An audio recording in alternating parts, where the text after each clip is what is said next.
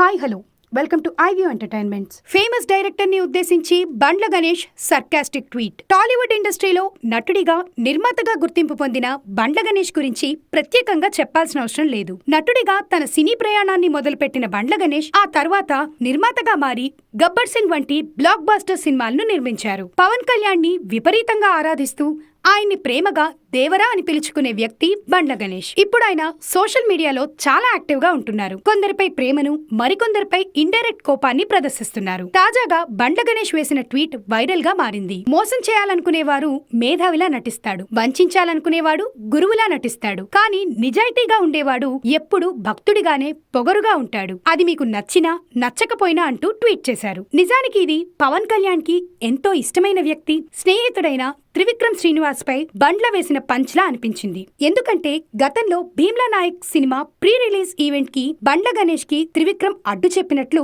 వార్తలు వినిపించాయి. అంతేకాకుండా ఆ సమయంలో బండ్ల గణేష్ కి సంబంధించి ఒక ఆడియో కూడా లీక్ అయింది. దీంతో అప్పటి నుండి బండ్ల గణేష్ త్రివిక్రమ్ల మధ్య గ్యాప్ వచ్చింది. అంతేకాకుండా పవన్ కళ్యాణ్ కి బండ్ల గణేష్ కి మధ్య ఉన్న సంబంధాలు కూడా తెగిపోయినట్లు తెలుస్తోంది. ఏది ఏమైనా బండ్ల గణేష్ సోషల్ మీడియాలో ఎక్కువ యాక్టివ్ గా ఉంటూ ఇలా తత్వవేత్తగా మారిపోయి జీవిత సత్యాన్ని బోధిస్తున్నారు. ఇటువంటి మరెన్నో అప్డేట్స్ కోసం please like, share, comment and subscribe to iView entertainments.